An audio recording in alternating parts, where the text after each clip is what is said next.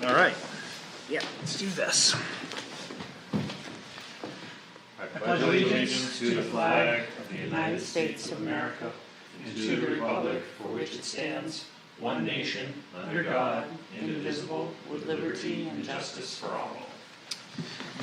All right.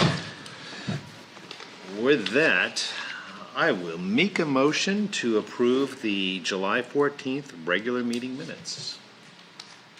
I will second. Thank you. Any discussion about those?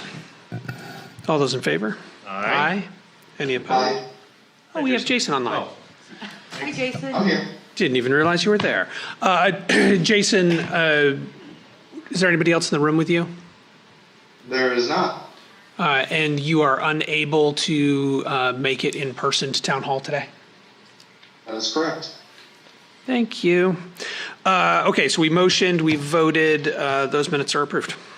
Okay, next I will make a motion to approve the July 14th non-public meeting minutes. Which ones? The first one, the ones that are not sealed. Okay. Second. Any discussion? All those in favor? Aye. Aye. Aye. And finally, I'll make a motion to approve the July 14th non-public sealed meeting minutes. Second. Any discussion? All those in favor? Aye. Aye. Aye.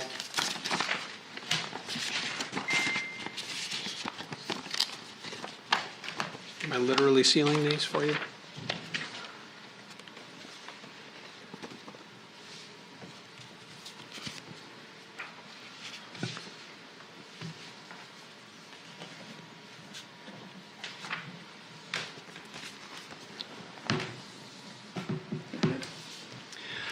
Okay. Announcements. Select Board will meet on the following dates at 5 p.m. Monday, August 11th, Monday, August 25th. Citizens wishing to be listed on the Select Board's agenda should notify Town Hall before 12 p.m. the Thursday before the scheduled meeting. All meetings are held here in Town Hall and are available via Zoom. Zoom information's on the on the town's website at plymouthnh.gov. Chairman's comments. I actually have some this evening. We received a very nice letter from Dan Marion addressed to myself and the Select Board members in general. And I'm gonna read that right now real quickly. Dear Zach and Select Board members, it's with mixed emotions that my wife and I have decided to move to the Seacoast region of New Hampshire. In the 3 years we've lived in Plymouth, we've made great friends. The recreational opportunities locally and throughout the White Mountains are amazing. While I won't go into all the details of our decision to move, being closer to immediate family was a key driver. Rest assured, we'll be visiting Plymouth often. It will just take a little while to get back up here. The purpose for writing you is to thank the Select Board and you for your dedication to this town. Each one of you, including past members dating back to our arrival in 2022, showed professionalism, empathy, and transparency as you navigated through those projects and events impacting Plymouth. We appreciated your candor and honesty during debates and discussions at the town meetings. Your individual and group leadership helps Plymouth overcome the many obstacles you need to address each year. All your efforts did not go unnoticed. The town administration, department heads, and staff have been equally professional and friendly during our interactions with them. Please extend our thanks to them as well. A few employees do require special recognition, starting with town manager Scott Whedon. We met Scott when he was the building code official during our house build. I can remember Scott saying that he's there to move things forward, not to be a roadblock. As town manager, you know that Scott has either resurrected or created new and long overdue policies that are critical to fiscal spending and fairness to all taxpayers. Throughout his term, he's had his fingers on the pulse of everything Plymouth. As a result, this town is a better place now than when we moved here. Well-run towns have a succession plan in place.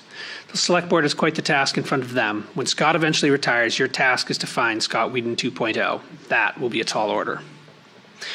Town planner Joseph Perez played an integral role during the Mount Frontenac Road dedication project.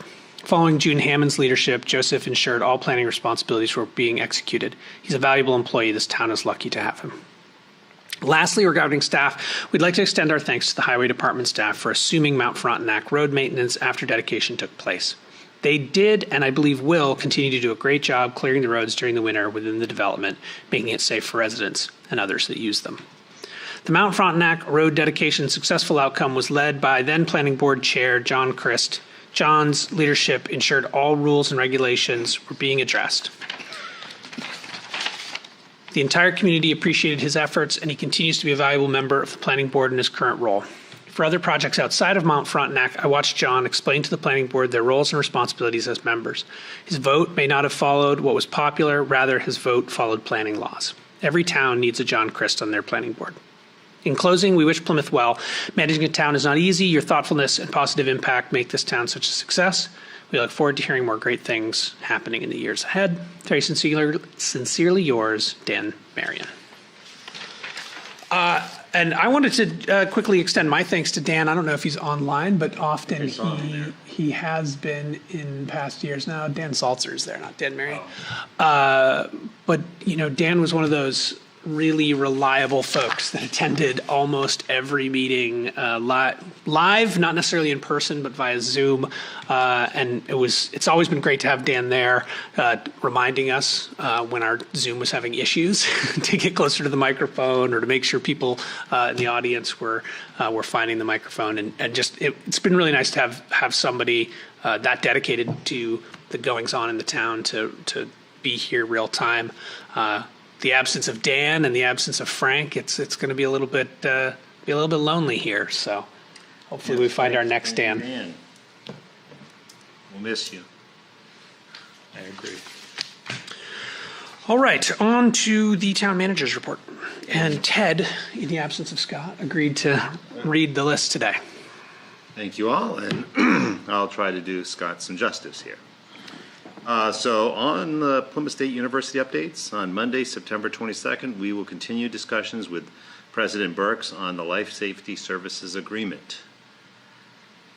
For the recycling center, the glass removal has been completed at the recycling center as of July 17th. And for those who don't know, this has been a long-standing thing that we've been working through, so it is certainly good to see the end of it. It feels like we should add a celebration for that one. Maybe we should that's a big go one. up there with a bottle of champagne and break some glass. Yeah, break some glass in the yard. Yeah, I'm sure Jim would appreciate it. So Route 3 Green Bridge.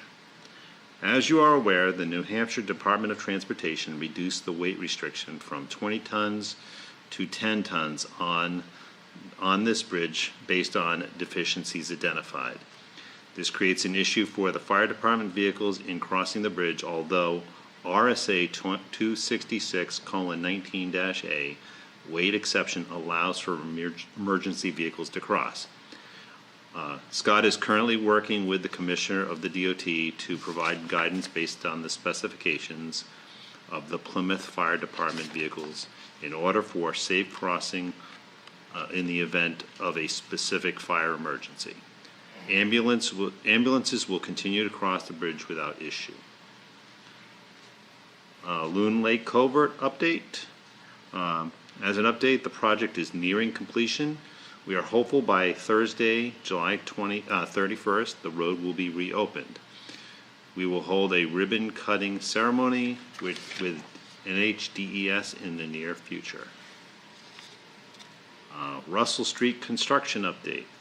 Plymouth Water Village and Sewer District started water sewer line replacement construction on Saturday, July 19th. Once this portion of the project is complete, the town contractor, Lindman Construction, will complete the drainage portion of the project and final resurfacing of the road. Over the next 2 weeks, water and sewer line construction will begin on Emerson Street from Highland Street to Merrill Street. Economic Development update. Call for volunteers for the Plymouth Economic Development Committee was noticed on Wednesday, July 2nd to the entire community members, and to entice the community members to consider volunteering for the Economic Development Committee. We have received a total of 2 letters of interest, and another person has expressed interest, but has not submitted a letter. Our hopes is that the Select Board will review these letters of interest on Monday, August 11th. Ambulance contracts. Warren and Wentworth ambulance contracts are in front of the board tonight for execution as discussed on July 14th. These contracts cover the period from July 15th, 2025 through March 31st, 2026. The cost is $1,500 per call, which is slightly higher than the other contracted towns due to the distances traveled, fuel costs, and backfill costs. All other aspects of the contract remain the same as others. This was due to Warren and Wentworth Ambulance going out of business. We will reevaluate at the end of the contract. Bulk purchasing. As part of our ongoing commitment to financial and economic stability and our improved organizational effectiveness, we have initiated and renewed a focus on optimizing our procurement practices, specifically through bulk purchasing of common supplies. Buying in larger quantities where appropriate can lead to significant cost savings, leveraging economies of scale to lower unit prices from vendors, reduced administrative burden through reduced number of individual purchase orders, invoices, and payment processing tasks, improved inventory management, and ensuring a steady and reliable supply of frequently used items, reducing the risk of stockouts, and enhanced negotiation power, strengthening our position with suppliers for better terms of service. Let's see. This message is available on the town website under the Managers tab. And Scott has sent the 2025-26 strategic priorities. He sent a draft to us for discussion at the August 25th meeting. In closing, want to know how your tax dollars are spent, what projects are coming up, or how decisions are made in the community? Join us in our upcoming Select Board meetings on the 2nd and 4th Monday evenings at 5 p.m. at Town Hall. Come listen, learn, and engage in visiting our website, subscribing to the town newsletter, following our social media channels, Town of Plymouth Facebook page, PBTV Access, YouTube, and through our Zoom link. And as always, Scott is available at 536-1731 or town manager at plymouthnh.gov. And how closely have you been following the Green Bridge situation with Scott? Not enough to try to answer some questions, I don't believe. Okay, no, that's fine. There was an exchange in the email that we were CC'd on around an exception to the weight limit for fire vehicles. It applied to emergency vehicles. That is the RSA, I think, in page. The one that Scott quoted. Yeah, so the RSA says any type of emergency firefighting vehicle shall be exempted from the weight limitations. So I don't understand how that extended to the ambulances. The ambulance is less than the 10,000 pounds. They had decreased it at one point to 7 or 8. They had and that was reduced a it to problem. 7, right? And so did they come back up from the 7? 10. It's up to Okay, 10. so it's up to 10, and I think that must be this clarification around the number of axles. So single axle, 7 tons, tandem, 7 tons, gross, 10 tons. Interesting. That's not clear. It's not clear to me. I don't know what the difference is. I don't know I'm what guessing gross that is. Gross usually includes trailer weights. Maybe. But I would think that the ambulance would count as tandem. Right. Or Anyway, maybe it's 7, and maybe it's. I didn't follow how the ambulance was not being restricted there, and that was what I was going to try to get some clarification. But it's fine. Kevin? We can get. I We also thought can pick it up next time. that the definition in the RSA included the fire vehicles was meant to include Ambulances as well. Yeah. Now, there's also the concern, of course, that if the bridge isn't rated for that weight, we certainly risk the safety of those vehicles by taking them across it Just drive really fast. really fast. I don't think that there's a large concern with the ambulances. It's really getting to Fires. and the towns that are coming around. They'll go up to the different exit. I think the issue is that common man right there. Common man that's right there, or even, the school, Mount Prospect Academy, Yes, and then out on Fairgrounds Road, you've got a couple. those first few houses in Yeah. particular, yeah. But he, Did you know did the fire department decide to change their response direction to avoid the bridge, or are they going to risk it with the bridge? I think they're going to change their direction unless it is an immediate right there in that area and they need to get to that. Or Need- there's an accident right there. Or- If it's like a meaningful difference in terms of response time? Yeah. Gotcha. And did we advise surrounding communities as well as the school of the change to the bridge? I had asked Scott about that, and I believe that he did for the surrounding communities, and he was concerned about the school buses as well. I'll send him an email and we'll find out. Another quick question on that. Is it signed? I haven't gone by. Yes. I haven't gone by, but it was they were supposed to be signing it that day that we were Last getting the week they email. did it, Yeah. yeah. Because I imagine there's certain trucking Oh, I'm sure. that comes through here on a regular basis, and they may not notice. I yeah. There should be signs well in advance so that they can turn around as well. Right. So we'll see what we can come up with. Thank you. That takes us to the Highway Safety Grant for Traffic Enforcement. So what we have here, and we get this grant every year for the police department, and this is, as indicated here on your agenda, the Highway Safety Grant for Traffic Enforcement as presented is $4,800, and the amended grant terms amount of $19,448.13.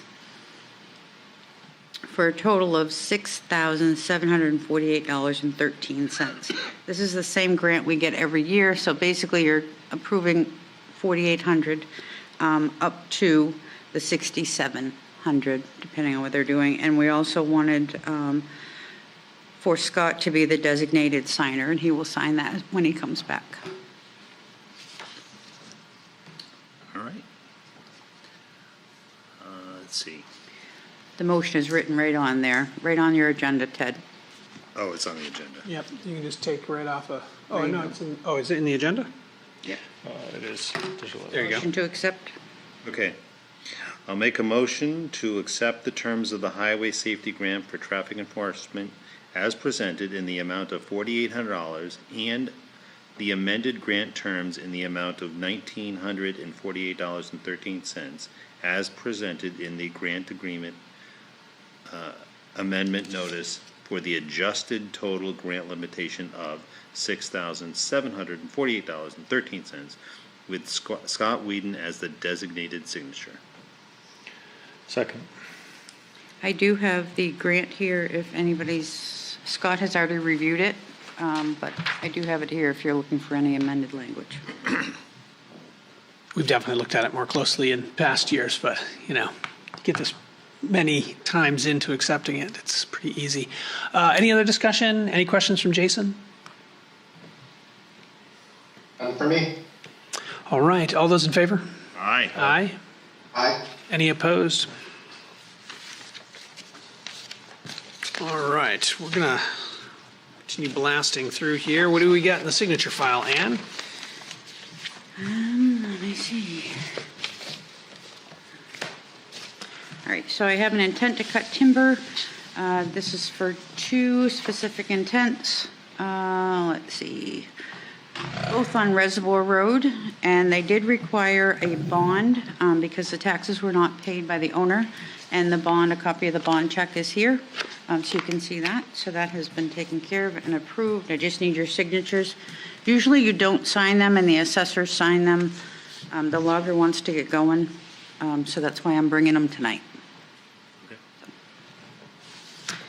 The other two items that I have are the ambulance service agreements. One is Plymouth and Warren, and as Ted indicated in Scott's report, it is $1,500 per call, and this is going to run from 7/15 of '25 to 3/31/26, which basically gets them through their town meeting, and I'm sure that there'll be another contract forthcoming in '26. So this one here is for Warren.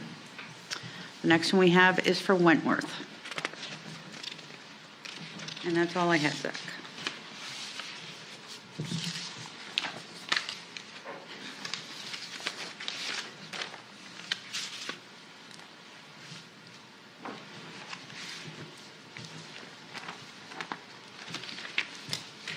Yeah, one of their selectmen, I think, signed on the wrong side, but you got it. Thank you.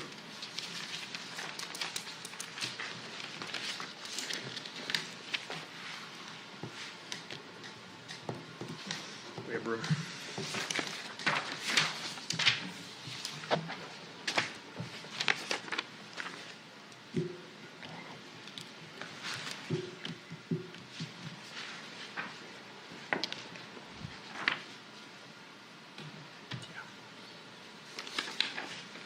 As long as I sign it on the right side.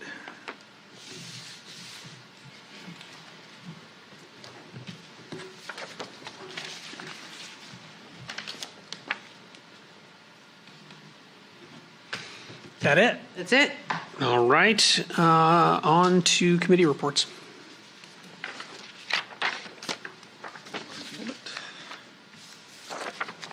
Anything from Village Water and Sewer, Jason?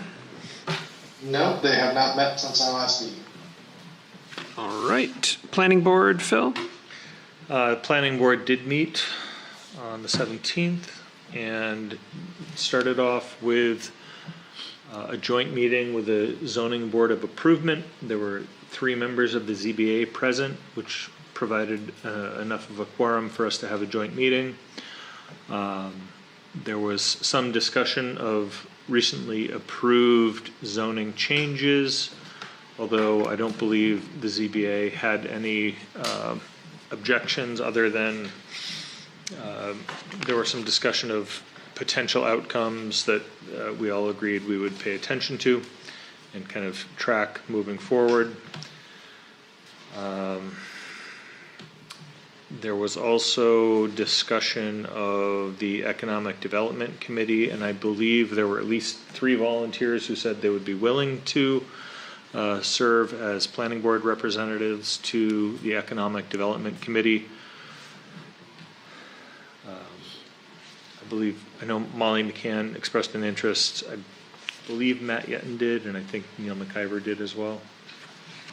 But I think Neil said he was willing to allow the others to serve.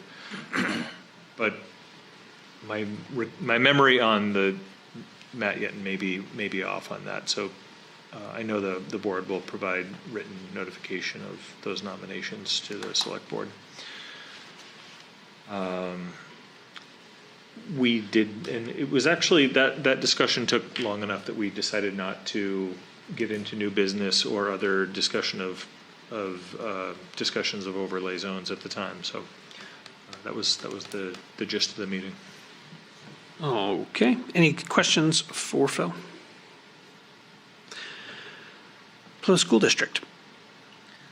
Let's see. The Plymouth Regional High School has a retreat on July 30th at 2 p.m. at 6 Burner Bistro. As I understand it, that's going to be recorded. And again, on the 19th, they'll have their next full board meeting at 5 p.m. At the high school or elementary school? That's the high school. The high school, sorry. Thank you.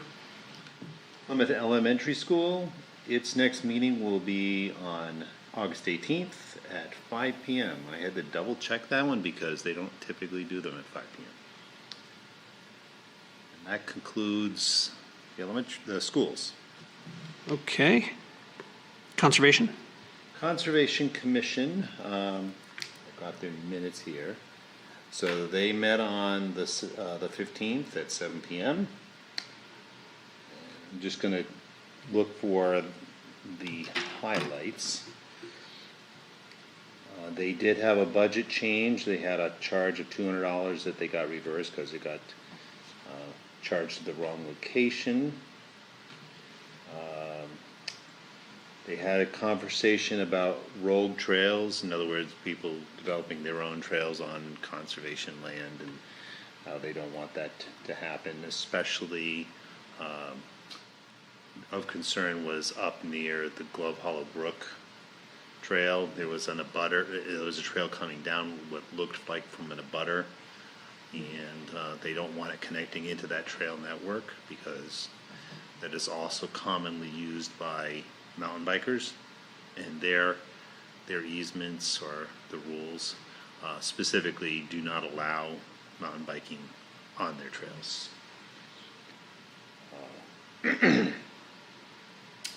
So they were going to go out there and check it out, make sure that they could identify which trail it is, confirm that it actually originated where they think it is, and go and talk to the person to see if it is.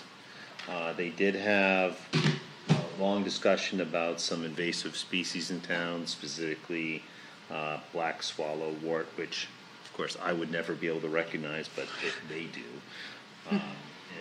And how a lot of the invasive species are starting to take over in a lot of places. They made note of some invasive species that is, specifically, noted around the campus area. It's a vine that kind of coils itself around other things and strangles them. Bittersweet? That might have been the one. But there's, I guess, more than one that's doing it now. Let's see.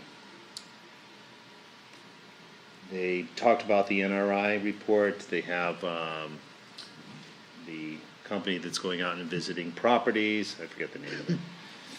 And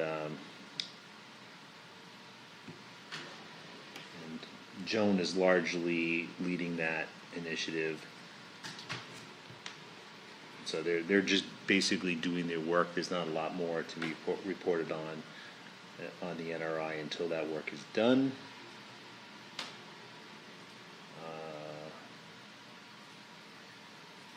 Neil reported out on the planning board, which we've already heard.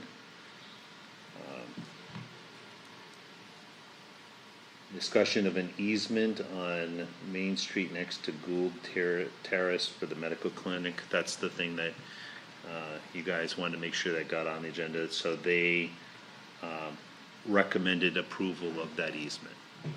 And that'll be coming before the board on August 11th for your first public hearing on that. That was a condition of the site plan approval for that medical. Yeah, facility. I don't think there was really much discussion. There wasn't really much. No, it was actually something that was supposed to be recorded as part of the bank site plan and never was, so it was followed up on. And the next meeting is on August 19th at 7 p.m. right here. And that concludes the Conservation Commission. Thank you. Any questions for Ted? CIP subcommittee met on July 17th. This was our first meeting of this session of CIP. Mostly we got the folks who were there kind of up to speed on what the process looks like. Here's the document. Here's how to read it. Here's what it looks like from last year with no updates other than what was funded in the past year, and so those things kind of adjusted. Department meetings are happening Sometime between around the beginning of October, so we were going to meet again in late October. late October. So Yeah. CIP will reconvene in late October. We'll Right. review what the plan looks like with additions from departments, and discuss whether or not we need to recommend shifting some things around or if it looks good. And we did talk a little bit about, starting to think through and to plan for an emergency management public safety complex building and that kind of thing. It's one of the topics of discussion in there, but pretty much just a kickoff meeting. Any questions for me on that? No update from LRPC, no update from Parks and Rec. Energy Commission? Energy Commission did not meet since our last meeting. All right. As far as I know, the Advisory Budget Committee has not met. That will meet in that won't October, meet, probably, once other things come together. Any update on PSU negotiations? This was in the town manager report, so nothing until they come back to see us next. That was inclusive. So Chamber of Commerce, nothing. PERLAC, no bill.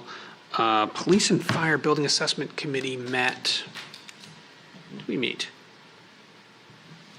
On July 16th. Had some good conversations.